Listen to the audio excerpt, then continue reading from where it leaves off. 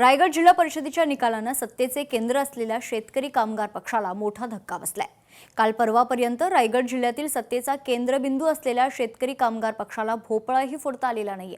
त्यामुळे जिल्ह्यातील पक्षाचे अस्तित्व संपुष्टात येण्याची चिन्ह स्पष्ट झालीत। 2017 मध्ये केवळ 3 सदस्य असलेल्या भाजपचे यावेळी 15 सदस्य जिल्हा परिषदेत दिसणार आहेत।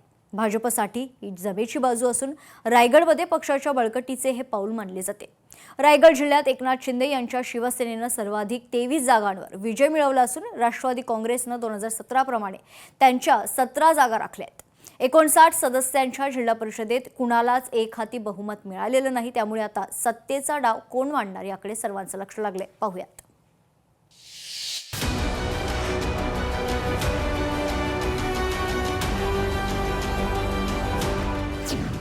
रायगड जिल्ह्यात शेकापला अखेरची घरघर। एकेकाळी सत्तेचं केंद्र असलेल्या जिल्ह्यात भोपळाही फोडला नाही। जिल्ह्यात शिंदेंच्या शिवसेनेला सर्वाधिक जागा, मात्र बहुमतापासून दूर। रायगड जिल्हा परिषद आणि पंचायत समित्यांच्या निकालात शेकापला जिल्हा परिषद निवडणुकीत खातही उघडता न आल्यानं पक्षाचा सुफडा साफ झालाय। त्यामुळे 40 वर्षांनंतर शेकाप ही जिल्हा परिषदेच्या सत्तेपासून दूर राहणार आहे। जिल्ह्यात शेकाप, काँग्रेस आणि ठाकरे सेना हे महाविकास आघाडीतून लढले होते, मात्र याचा सर्वाधिक फटका शेकापला बसलाय। शेकापची एकही जागा निवडून आली नाहीये। जिल्हा परिषद निवडणुकीत मतदारांनी शेकापला नाकारत ठाकरेंची शिवसेना आणि काँग्रेसलाही मतदारांनी साथ दिली नसल्याचं चित्र रायगड जिल्हा परिषदेच्या निकालावरून स्पष्ट झालंय। एकनाथ शिंदेंच्या शिवसेनेनं रायगडमध्ये जोरदार मुसंडी मारत सर्वाधिक 23 जागांवर विजय मिळवलाय। याचं श्रेय भरत गोगावलेंना जातं। माझ्या मतदार बांधवांचा विजय आहे।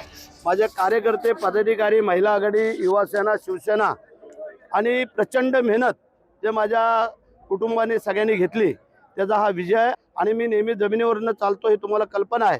लोक काय हवेतनं चालतात आणि जे हवेतनं चालणारे होते त्यांना परत एकदा घरी बसवलेलं आहे। आणि जे काय आम्ही जमिनीवरनं चालतोय, जनतेने निवडून दिलेलं आमचं कर्तव्य आम्ही पार पाडतो आणि पुढेही पार पाडणार। रायगड जिल्हा शिवसेना विरुद्ध राष्ट्रवादी काँग्रेस असा उभा संघर्ष आहे। अशातच जिल्हा परिषद निवडणुकीत शिवसेना नेते भरत गोगावले यांनी उजवी कामगिरी केली।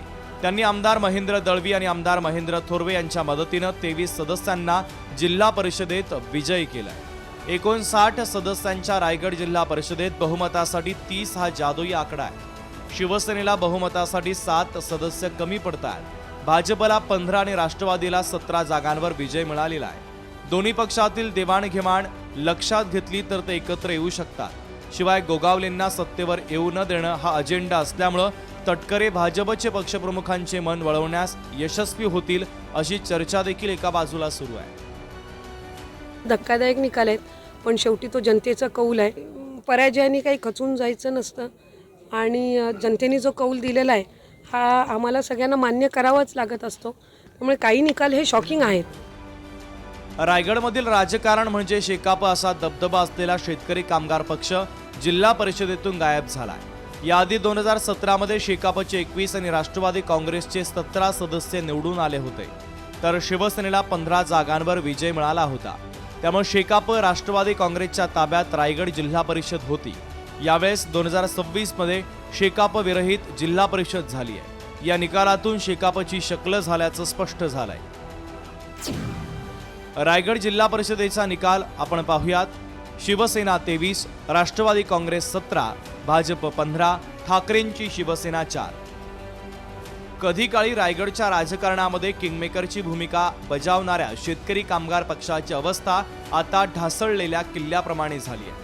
शेकाप पक्ष भक्कम नेतृत्वाच्या अभावामुळे अस्तित्व टिकवण्याच्या संघर्षात आहे। शिंदेंच्या शिवसेनेनं जिल्ह्यात मुसंडी मारल्यानं जिल्ह्याच्या पुढील राजकारणात राष्ट्रवादी विरुद्ध शिवसेना हा संघर्ष अधिक दाट होण्याची शक्यता आहे।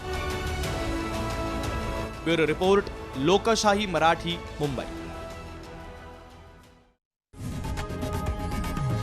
लोकशाही मराठी ऐका, पहा, जागरूक रहा।